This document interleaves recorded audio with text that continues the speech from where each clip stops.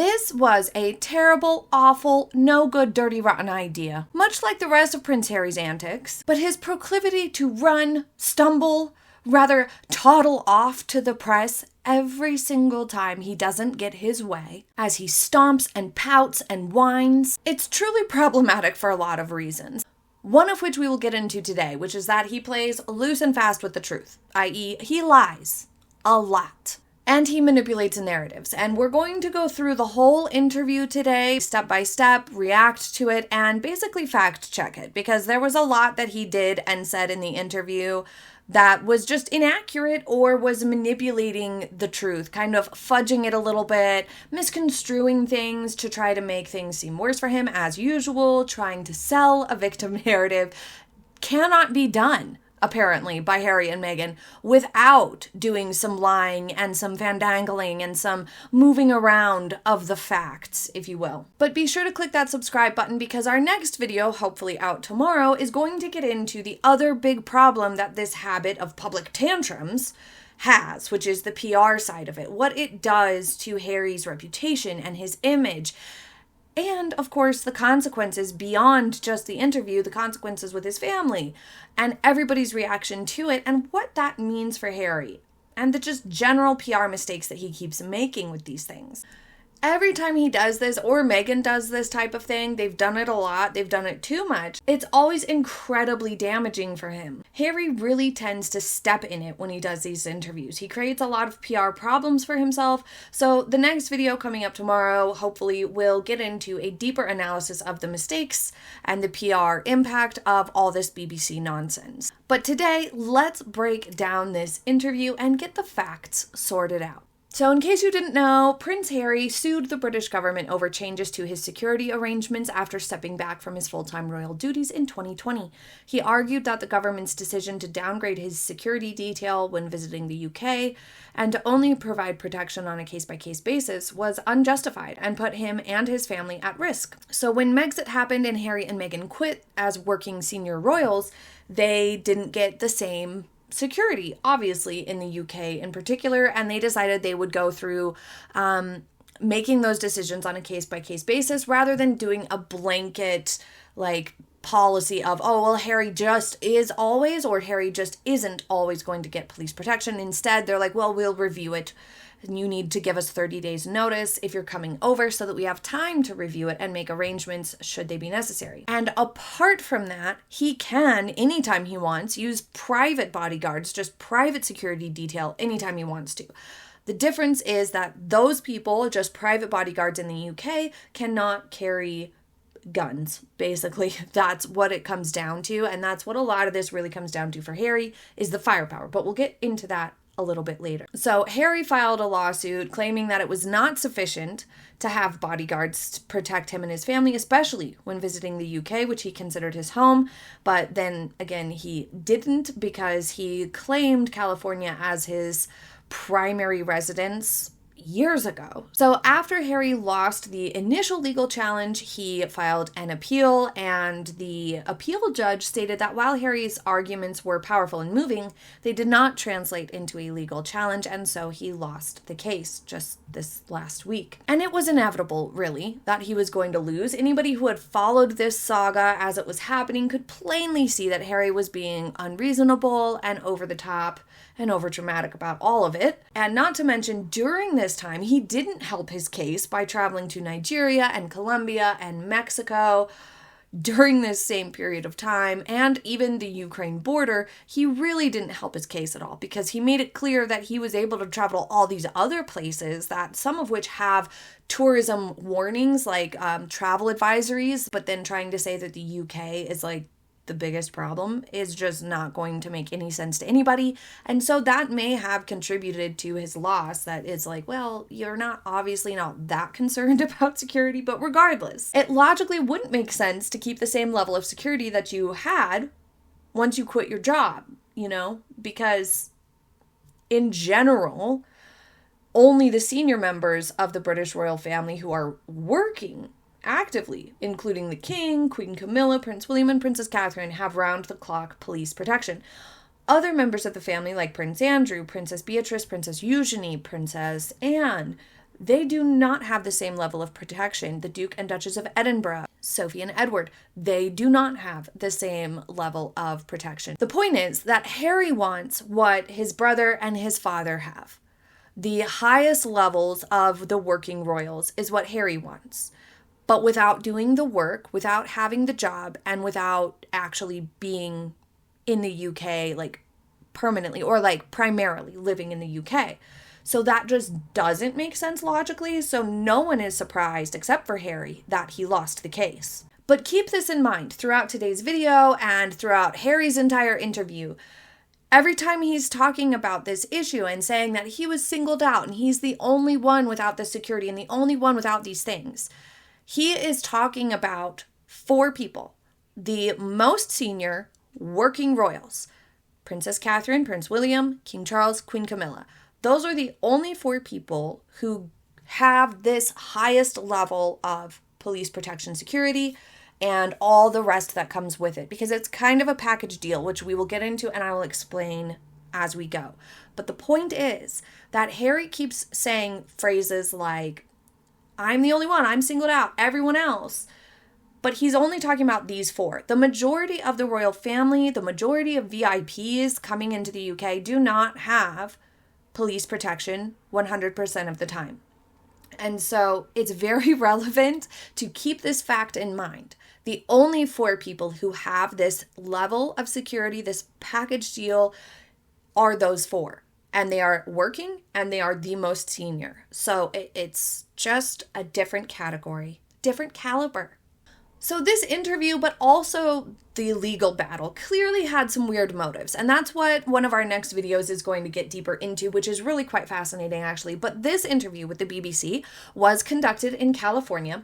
And the first question, what does this mean for you and your family and them going back to the UK for visits? Harry responds that he's gutted by this decision, that it's too soon to tell what will happen.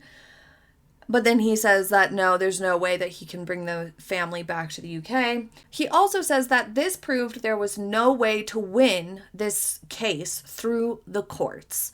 I'm going to try to include a clip here. Take a listen. It was going to go our way, but it certainly is proven that there was no way to win this through the courts. Wish someone had told me that beforehand. Actually, Harold, this proves that you were wrong. Right out of the gate here on question number 1, he is already trying to manipulate the situation by framing it as, I had no way to win. Which may be ego protection, because a lot of this does feel tied to his ego. Remember a few months ago, well, maybe you don't, I did a video talking about how a lot of Harry and Meghan's actions seem motivated by wanting to avoid a downgraded vibe. They don't want to feel like they've been downgraded in life, but imagine living in palaces, working for Queen Elizabeth at the time, being part of this beautiful, wonderful, celebrated monarchy, and having all this rich history around you and these beautiful grounds to live on and beautiful homes, great security, great deal, good job, all these things, privileges thrown at you constantly, just living the most dream-like fairy tale sort of a lifestyle in a lot of ways. Obviously, nothing is perfect and everybody has challenges, but just coming from that context of having a lot of staff and security detail and people gathering to meet you and say hello and try to get a selfie, people loving you and showing up every time you go to work to just wave and be like, hey, cool, you're here, that's amazing. Like, really, really big deal. Going from that to what Harry and Meghan are doing now, like going on C-Team podcasts, scraping together weird speeches because they're, paid to speak sort of gigs that they do, and throwing together subpar Netflix content, just haphazardly trying to do things, selling jam, it's B-Team. It is a downgrade. There's no people lining up to meet you and see what you're up to. There's no fans, excited about you. There's no fancy state dinners or beautiful historical mansions. It's just a different ballgame. it is downgraded, and their security is downgraded, and the, hubbub around them is downgraded. The amount of staff and servants and assistants and secretaries and security and chauffeurs and all of that is downgraded now. And a lot of Harry and Meghan's actions and their battles, specifically this one included, feel like they're just trying to avoid that downgraded vibe. So I will link that video for you here. So it could be ego protection to say, clearly I couldn't win this. There was absolutely no way I was going to be able to win this. I know that now, he says. So clearly he has a major inferiority complex. I mean, remember in Spare, Harry complained about Prince William having the bigger room and having bigger sausage or more sausage, whatever. Clearly there was sausage envy. There was all sorts of jealousy coming from Harry. So he clearly feels a little bit inferior. But this is also media manipulation. He's trying to fudge the narrative here by saying that it proved that there was no path to win for himself, rather than accepting that he lost because he didn't have a case, or he didn't have a good enough case. Listen, it sucks sometimes. That's what happens. Sometimes you may have a case in theory, but it's just not something you could really prove in the court of law, or it would be something that would be really hard to prove, so it's slim chance of winning. Or sometimes it's a scenario where you're incapable of winning in the courts, which also sucks, especially if you know that technically you're right, you just don't have the evidence that you need to win. But in this situation, that's not the case. He could just take the L like a man, or you can have a tantrum on TV like Harry did. We have seen several people this day and age say basically that something was rigged against them and that there was no way they were going to win and that there was these conspiracies and all sorts of other things working against them, making it impossible for them to win. And it always just seems like that person is being irrational and narcissistic and egotistical and can't accept the fact that they lost, or that they didn't have a case, or that something didn't go their way. And Harry doing this is clearly showing that he doesn't have good advisors, or he's not listening to them, or he is being absurdly stubborn and narcissistic in this moment to not just accept that the judge ruled against him twice. But he also says that there's no way to go back to the UK safely, which we know is false. The decision has been a surprise as well as not a surprise. For the time being, it's impossible for me to take my family back to the UK safely. And this is more manipulation as well as a flat out lie. There's, of course, many ways in which he could go back to the UK safely. He just doesn't want to. And there's going to be more on that topic in tomorrow's video. But also keep in mind, the king helped fund Harry and Meghan during 2020, in part to help with their private security costs, which Harry neglects to mention conveniently, along with several other dozen lie by omission moments throughout this interview. The next question, what will your kids miss out on not being able to get back to the UK? And he basically says everything, but then he sort of spins this question weirdly towards himself, and then he also lies.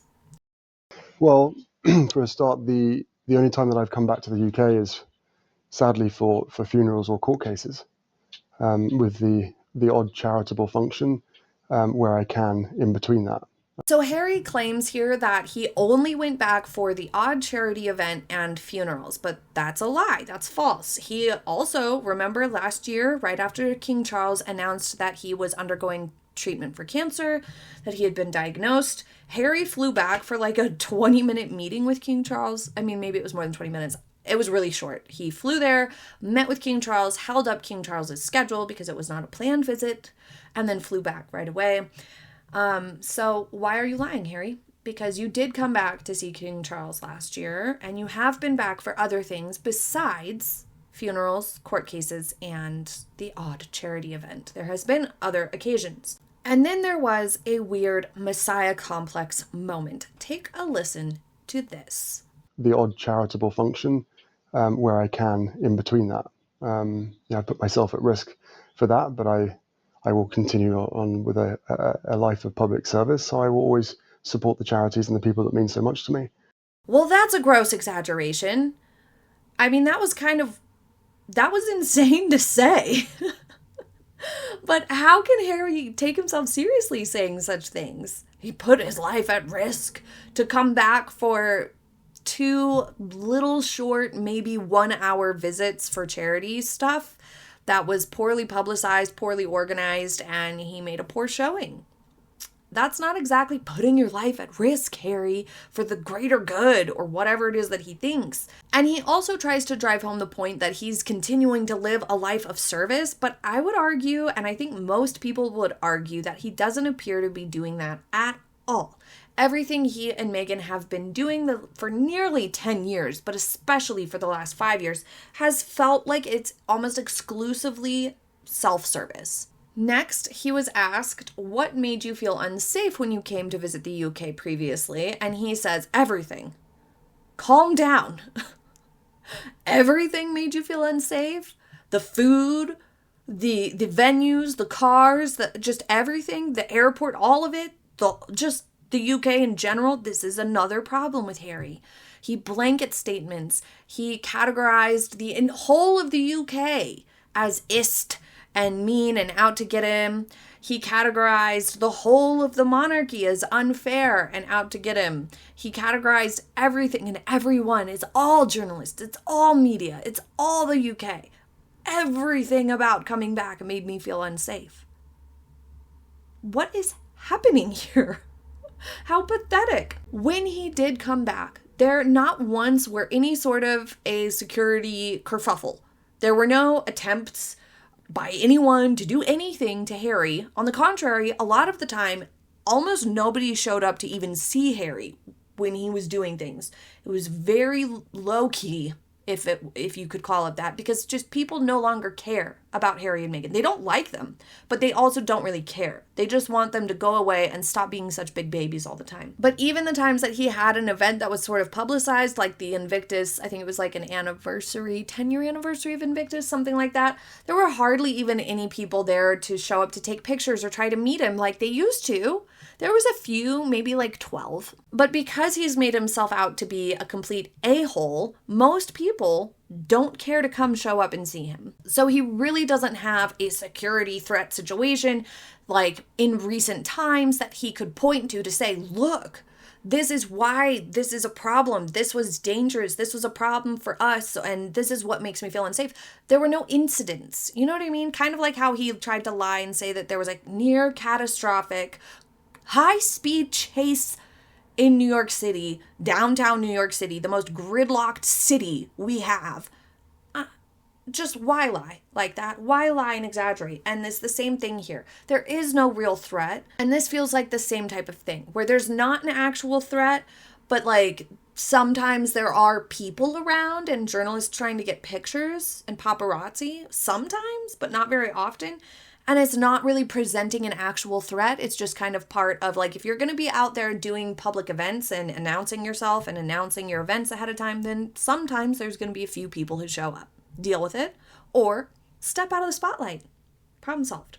In our house, we have a policy against making always statements because they're almost never true, and also they diminish your argument and credibility by a lot. And this is something very, very common that, you should learn in social skills, to not make always statements like Harry has done throughout this, and you will hear a lot of it, of I'm the only one and everyone else, and this has always been this or that. It makes him sound immature, and it takes away from his argument. He claims that he scored the highest in threat assessment in, I think it was 2019 or 2018, and that when he announced Megxit and they stepped back or quit their jobs as senior working royals, he got switched to the lowest score in threat assessment overnight. And he said that they cited a change in job as the motive for this, which makes sense because once you're no longer a working representative of anything official, i.e. the monarchy in this scenario, then there would be no reason for anyone to come for you. You have no power, you have no influence, you have no access, you have no capability to be of use. Therefore, you're not important enough for a threat to be carried out against you in earnest. any nefarious actors would be better suited finding a better target, somebody who does have some degree of power or access or capability. And unfortunately, that would mean somebody who is a working royal or who is actively doing things like an actual active member of parliament, for example, or the prime minister, like somebody like that who has power to do something, who's more like in a position of influence. Those are the people who would be targeted in this sort of a way, not somebody who's quit the job and isn't working anymore, like Harry. Duh factor. Everything. The fact that I still haven't had a risk management board assessment done for me over the last 5 years. Everybody else within this group of people get it at the minimum once a year. He talks a little bit about the Risk Management Board, who does an annual assessment of working royals specifically, something he neglects to clarify, that it is something working royals get once a year. And he just keeps repeating this and referencing it and saying he hasn't had one done in 5 years. Duh, because you haven't worked that job in 5 years, Harry. Okay. We've lost the appeal, but the other side have won in keeping me unsafe. Harry says that they clearly won in keeping me unsafe. And he repeatedly says this language that, like, I guess everybody just wants me to be unsafe, like a teenager. Failing to realize that it's not really about him. It's not about you, Harold. It's not about you or your family. It's about the monarchy. It's about the government. That's who the royal representative on RAVEC is concerned with. Because RAVEC, the Royal and Public Figures Security Executive Committee, which is the committee in charge of figuring out security for royals and sometimes VIPs, has someone from the royal household on the committee as the representative.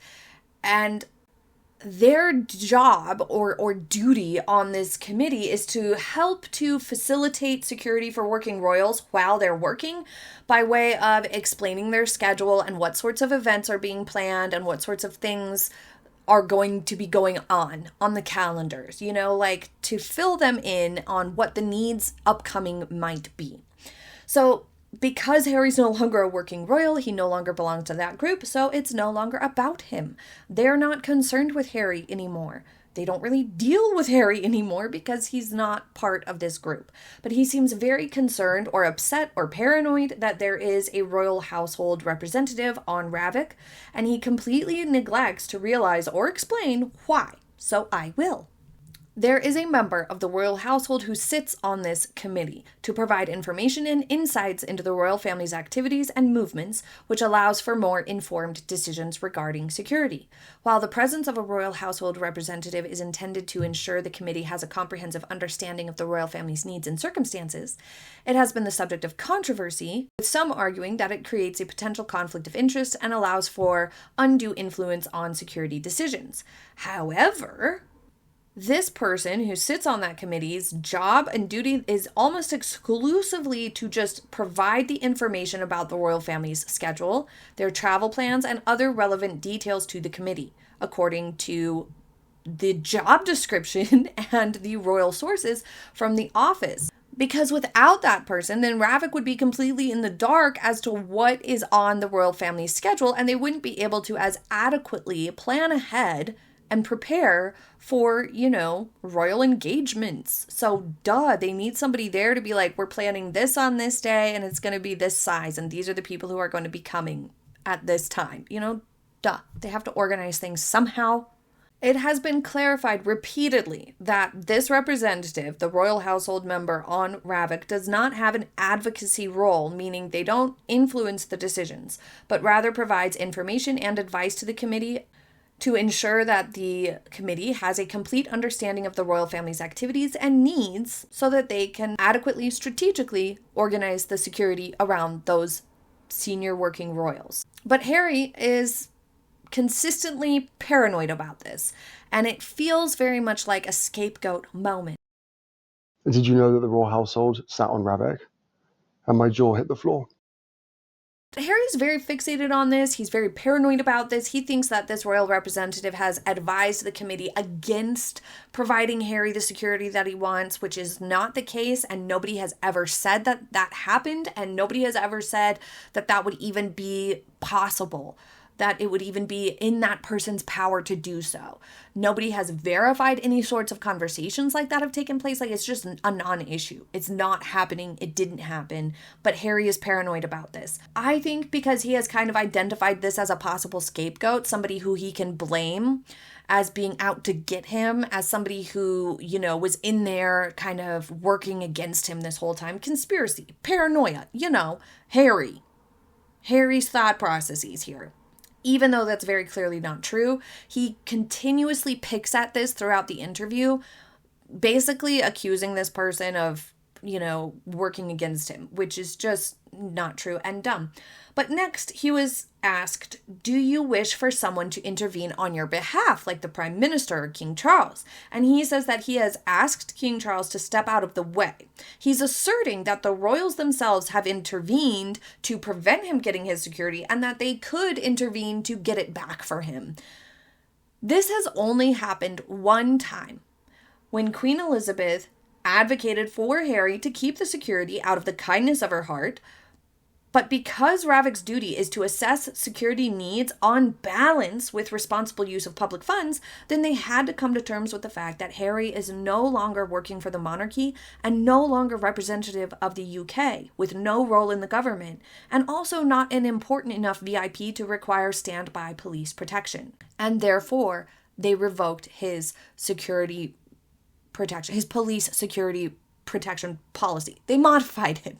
He also does say that he wishes the Prime Minister would step in on his behalf as well, which is just a little bit lofty of a request, isn't it? But some celebrities, like, for example, really, really well-known people like Taylor Swift, when she was in the UK for her Eras tour, they did make an exception during this time because there could be a public safety risk, not necessarily just for Taylor Swift, but because there could be huge crowds gathering to try to see her, to get her autograph or get a glimpse of her. And so they did extend her extra police protection during that time to help control the situation, both for the public safety side of it and for Taylor Swift's side of it. But that was the exception, not the rule. And Harry is nowhere near as popular as Taylor Swift. He's like way, way, way less popular. In fact, like I said, people are just apathetic toward him at this point. I've asked him to step out of the way and let the experts do their job. Every single visit that I do back to the UK has to go through the royal household. My representative on the RAVEC committee, still to this day, is the royal household. Interference that was created came from the royal household. Nobody cares. So basically, we're halfway through this interview, and already every single question that he has been asked has had either a flat-out lie from Harry, a lie by omission, or a purposeful manipulation of the truth to misconstrue things, to change the perception of what is factual and what has happened, which is really irresponsible of him, but it also undermines himself and makes him less credible, makes people less inclined to actually hear what he's saying and believe him. When asked what the justification for the decision to downgrade his security status was, he says that it was justified for 4 reasons. Now, he goes on to talk about a specific one that really, bothered him, apparently. But think about it. 4 reasons. That's pretty definitive. Fairly final, I would say.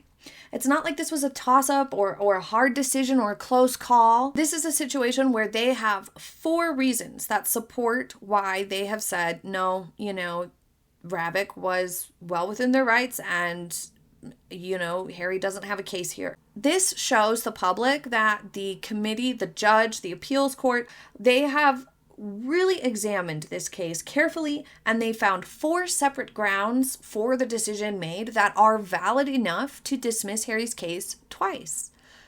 That's pretty good. That's pretty solid, I would say. But Harry does not accept this. He says the change in working royal status, for example, is completely invalid. Well, my status hasn't changed. It can't change. I am who I am. I am part of what I'm part of, and I can never escape that.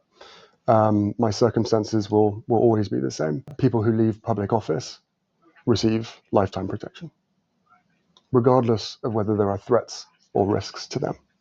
In Harry's opinion, he compares himself to someone who holds public office, which is politicians, but he doesn't ever say politicians. He always skirts around this, but clearly he's talking about politicians because he's like people who have served for the minimum term of 4 years and people who have served in office or who have chosen this public life or public roles. So he's obviously talking about politicians, but he never uses the word politicians, which is conspicuous. And I think the plain reason why he avoids saying politicians is because absolutely everyone would say, Harold, hold up, bro. You're not a politician. You're not out here making decisions that affect everyday lives, everyday people. You're not involved in trade or policy. It's just not the same ballgame and not the same stakes. Somebody who is a politician, commander-in-chief, they could be viewed as responsible for things happening to people in their everyday lives because of policy and law and things like that. But Harry is not in that position at all. For me, security was made conditional on having that official role. That role that everybody knows that myself and my wife wished to carry on, but was stopped from being able to do that. And Harry has also complained that he's not allowed to have his own representative on RAVEC, which, he's not important enough for that. Silly. But also that wouldn't make sense, really, because the only rep on RAVEC is in charge of, communicating the royal family's schedule and whatnot. It's not like every VIP gets to have their own representative sit on the committee. That doesn't make any sense. So I guess Harry expects not only to have this super over-the-top security, but he also expects for them to have somebody on the committee that's his personal representative sit in on the committee. He also expects that. How ridiculous. Then the interviewer asks what his response would be about taxpayer funding concerns, and he really takes this in a strange direction. His answer centers around saying that the press campaigned to have my security removed by quoting a grossly inflated cost estimate of £20 million to provide security to Harry and Meghan, which is exaggerated. And he says it would be more like 1 to 2 million. But that's still a lot of money for people who are delivering no value to the country. How out of touch can you be, Harry? You guys, calm down. It's not 20 million. It's 2 million. You can give me that every year, can't you? To just come and hang out in the UK when I feel like it and do nothing for the UK at all? Can't you do that? But setting that ridiculousness aside, we all know what this is really about, which is firepower, evidently. Police, which can be armed, versus private security, which cannot. And tomorrow we're having a very interesting discussion about how Harry addresses his family's security and what it actually says about Harry's soft hands. How, if you know that other people are being protected, people that have made a choice for public office, then why wouldn't you be comfortable, happy with someone in my position who's given 35 years service to his country, 2 tours of Afghanistan? But next, he segues this question foolishly towards people who choose to take these jobs, politicians, who they get security even after their term ends. Why shouldn't I, who didn't choose to be in this position, he says? Why do I not get to have it when all these politicians get to have it for forever? Not the sharpest crayon, are we, Harold? Once again, politicians are involved in often controversial policy and law decisions that affect everyday people and foreign policy, and even wars or conflicts that affect real people. Harry is not, plain and simple. He's not doing any degree of important work that would be significant enough to make him a serious target. Also, this whole segment includes several omissions of facts that really do matter in the context and just prove the irresponsibility of this whole interview and Harry's presence in it. He repeatedly says that he's not a private citizen, but that's literally what he asked for. By being a working member of the royal family, you're a public figure. By not having that job, you are a private citizen, albeit from a very famous family and still someone who is known to the public. I was made a private citizen by the royal household, not by RAVEC, by the royal household. I can't be a private citizen. I will never be seen as a private citizen. I will never be treated as a private citizen, not by the media, not by most people. But apparently for me, that doesn't matter. Harry claims that for some reason, his life just doesn't matter enough to get security. But that's not the case. No, it's that his life pre and post Megxit are two very different things. One of them, you're working essentially on behalf of the government as a representative of the monarchy, and therefore some of the crazies out in the world could, in theory, feel that you're somewhat accountable for or represent what the whole of the UK and Commonwealth are doing, and therefore could be, unfortunately, and misplaced, but could be targets of threat. Additionally, as a rather visible representative, you can be seen as a target that could really command attention, as unfortunate as that is. Anyone who pays attention and has a primary education knows that the royal family are not deserving of such things and are not sitting around influencing policy or controlling what the government does. But regardless, it could, in theory, happen. And thirdly, royals do draw crowds for good reasons. People love the royal family and want to see them, so a lot of people congregate, which is a security concern. But now, Harry is completely removed from all of that. Therefore, none of this is a factor for Harry anymore. He was asked, what's the difference between the case-by-case security that you have now versus what it is that you actually want? Again, he sidesteps just being freaking honest, which is firepower, obviously. And instead, he redirects back to his level obsession that he had a very high level of threat and then it was reduced to none or very low. And he's displeased that his security level is decided based on the reason for his visit, which it actually makes perfect sense because they must determine whether crowds and people are going to be a factor. Traveling in and out of certain areas of the city, for example, could be a factor. Attending public versus private events, all of these things impact whether you really need police protection, security, or not really need it. Well, what's the big problem? You're given something on a case-by-case basis. Unfortunately, that case-by-case basis is separated by the reason for my visit. And he claims that what he's offered is insufficient, but he fails to detail what exactly he is offered and why he feels it's insufficient. Therefore, we can only be left to assume and infer that it just has to do with firepower, that it just has to do with his ego, because he doesn't give us a justification for any of this. And this does remind me of the times that he was offered by the king to stay on palace grounds and he rejected this, which really pokes holes in his arguments once again, because palace grounds equals highest security you could possibly have. I've been treated very, very, very differently to everybody else that exists. All examples that exist, past, present, I have been singled out. He repeatedly claims that he's been singled out, but he doesn't have the same job title as the everybody that he's referencing. Why must he speak like a spoiled teen? Everybody, always. It's just not that way. These are exaggerations. They do not garner him sympathy. They make him look silly and incapable of grasping the situation in its entirety and realistically. I don't think that anymore. Now I know that it was, security was used as leverage. Well, isn't that convenient, Harry? Much like he did a sort of limp, flimsy walkback of the ism claims in his Bradby interview for Spare, where he was like, we never called the royal family ist, did we? Yes, you did, Harry.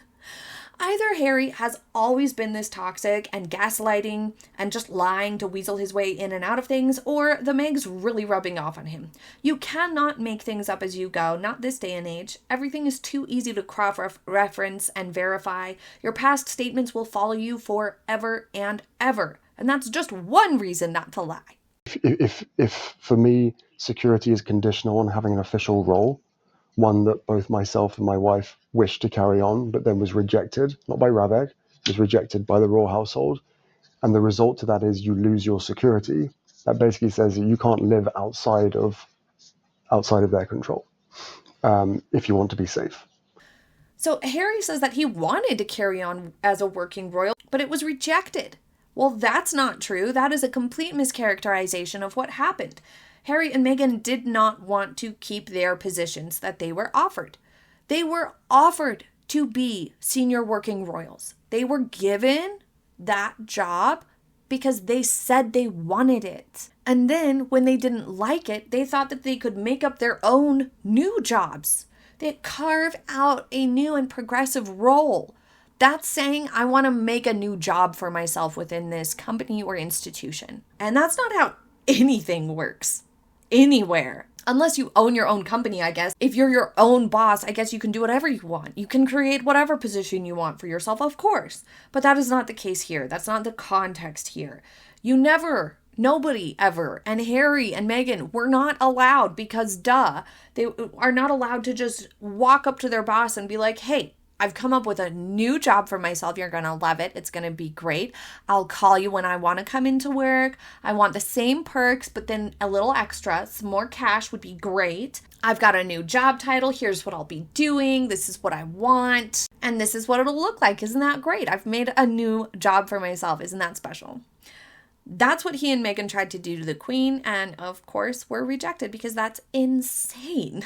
The monarch is the boss in this situation. She, at the time, now he, gets to make the job titles and descriptions and decides who will do what work when, because, they're the boss. It's their face on the money, literally. So super delusional of Harry to misconstrue this in the interview. It's just astonishing. And to assert that the pulling of security had to do with trying to exert control over them or leverage them not to leave is laughable. When you quit a job and hand back the company car and the other perks, do you think that's the boss trying to leverage the perks against you to try to get you to come back? No, that's what happens when you quit a job. I think what people will hear is that the only thing that I've been asking for throughout this whole process is safety, both when I was when I was part of the institution and when we left. Well, that's not what people are hearing, Harry, at all, because he has lots of options to make himself and his family safer if he wanted to. He's even admitted as much in this very interview. He's just choosing not to. If you're invited to the UK by your family, then we will give you security. He says that he left the institution, not the family, and he left in 2021, not 2020. Security was pulled in 2020. But no, that is a lie. He did leave the job in 2020, and he had 1 year to be allowed to return if he wanted. That 1 year period of time was, if you decide you want to come back, we will give you back your working royal job within this 1 year time frame, so that you can go ahead and quit now and think about it, and you will be allowed to say backsies and come back if you want within a year. But they chose not to. And he may not view it as leaving his family, but he kind of blew that bridge up when he blamed them for everything and undermined his grandmother, the monarch, publicly in the press, and then insulted, lied about, and demonized his entire family on Oprah and in Spare and in other interviews. So he did kind of leave his family. He also claims that his father could just resolve this by stepping aside and letting the experts do an assessment of risk. Again, not grasping that the king's not the one in charge of RAVEC, and neither is the royal rep on RAVEC. They're just there to give information. Then we have the establishment stitch-up problem that got the BBC in hot water. As you can see here, they had to apologize for their lapse in judgment of not challenging this, because that's a very serious allegation. That's saying that there's some conspiracies going on, that something happened that was untoward, perhaps even unethical or illegal. So super serious allegation, and shame on BBC for not fixing that. Harry then even goes so far as to ask the Prime Minister to step in, which would be unprecedented and really bad politics, no matter where you sit, what side of the aisle you are on. That would be a mistake for any Prime Minister. He claims that he doesn't want this legal battle to continue to the Supreme Court, and he believes once they realized that we were happier outside the institution, they should have looked at the facts and their duty of care. RAVEC isn't concerned with your happiness here or there, Harry, as we've been over. He says that it's a family dispute at the end of the day, which contradicts the very nature of the issue because it is not the king's choice and it is not his brother's choice. He also claimed that he was not allowed a royal role. No. Why lie? He chose not to keep the job. He quit. There is a massive difference. I've been offered a lot of jobs that I did not take for various reasons, and that was my choice. It would be crazy of me to say that I wasn't allowed that job because I didn't like the conditions, duties, and rules and wasn't willing to agree to them. That is just not the same thing. Whether I have an official role or not is irrelevant to the security needs that I would need. Hang on, let me rephrase that. Whether I have an official role or not is irrelevant to the threats, risks, and impact of the role. And because I decided to remove myself eventually from the institution, that my life got devalued from the highest score to the lowest score overnight. Again, with the exaggerations and manipulations, not everyone else got one. No, there is not one for every single fringe member of the royal family. Not at all. These annual assessments are only for senior working members. He says that it's irrelevant that he has no official role, when in reality, the truth is that's exactly what qualifies someone for this type of assessment. Well, because you don't have an official role, your life doesn't actually matter anymore. Well, you can imagine how I feel about that, but you can also imagine, not even imagine, that is the most illogical argument in the history of arguments. And not only did they decide to remove my security in the UK, but they also signaled to every single government around the world not to protect us. And herein lies the crux of the issue for Harry, I believe. Because RAVEC doesn't give him special status, then he can't get other countries, namely the United States, to give him free police protection either. So you see, they've made it hard for him to grift off every government. Join me for tomorrow for more. I'm so sorry that this video was so long today, but it was a big interview, a lot to get through. Very problematic for Harry, but we will be back tomorrow with more. Be sure to click the subscribe button so you don't miss it, and I sincerely hope you enjoyed today's video. Have a happy day, everybody. Bye.